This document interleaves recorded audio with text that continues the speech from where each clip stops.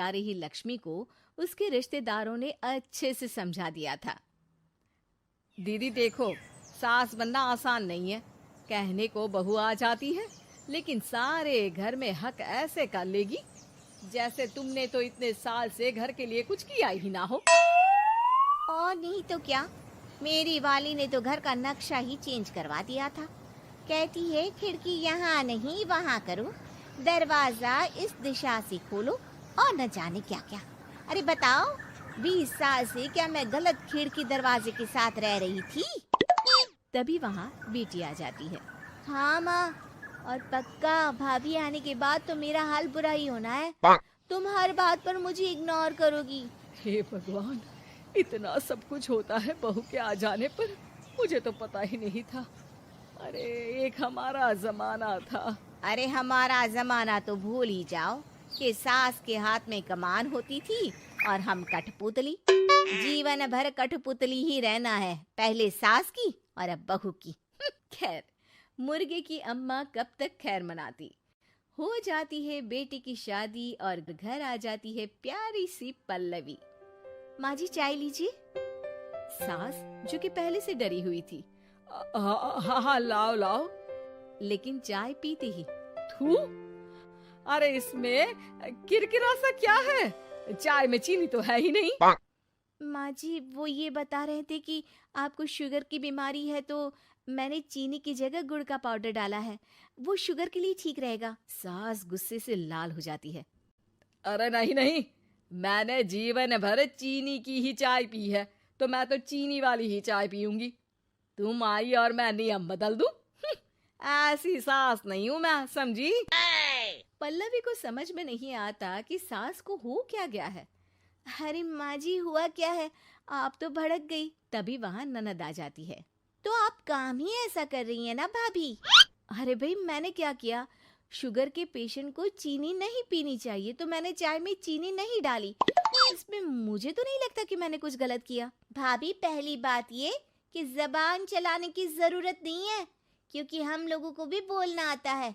बाकी आपका क्या मतलब है कि हम लोग माँ का ख्याल नहीं रखते हैं? आपको ही सारी साइंस की नॉलेज है। पल्लवी समझ जाती है कि इन लोगों के दिमाग में बहू को लेकर धारणा गलत ही है, इसलिए वो बिना कुछ बोले वहां से चली जाती है। थोड़े दिनों बाद जब पल्लवी ड्राइंग रूम के पर्दे बदल रही थी, पंछी पन्नू उड़ती फिरूं मस्त गगन में, आज मैं आजाद हूँ दुनिया के चमन में। वाह जी वाह, आजाद होना तो अच्छी बात है, लेकिन हम लोग भी गुलाम नहीं है।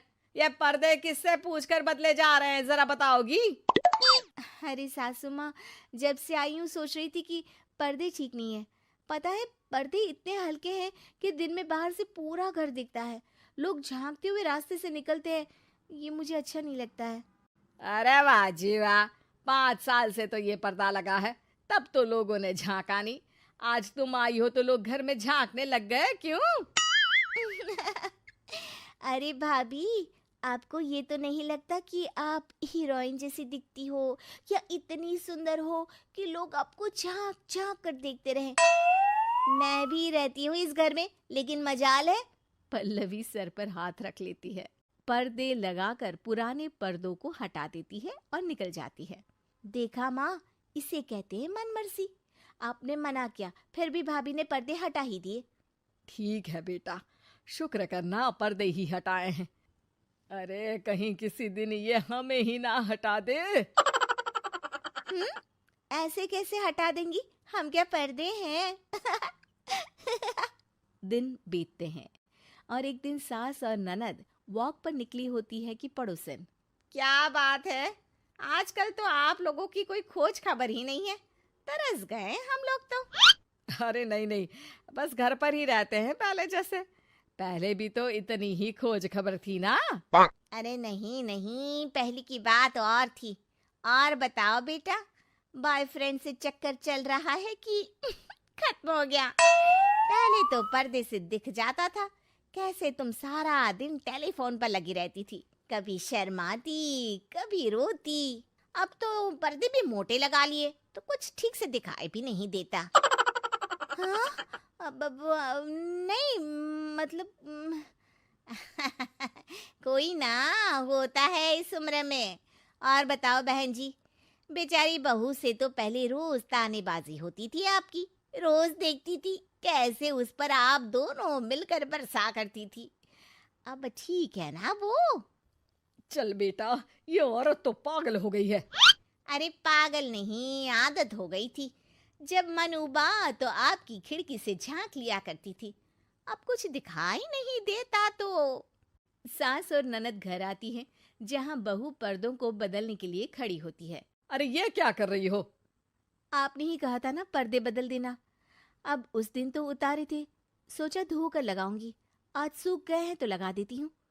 तभी ननद चिल्लाती है, अरे नहीं नहीं भाभी, ठीक है ये पर्दे रहने दो। वो पर्दे कम, सीसीटीवी ज्यादा थे पड़ोसियों के लिए। समझ में आ गया अब आपको? हाँ हाँ, आ गया। अब जरा चाय तो बना कर ला दे। पल्लवी सास को चाय लाकर जैसे ही देती है, चाय पीकर सास झूमने लगती है और जमीन पर गिर जाती है।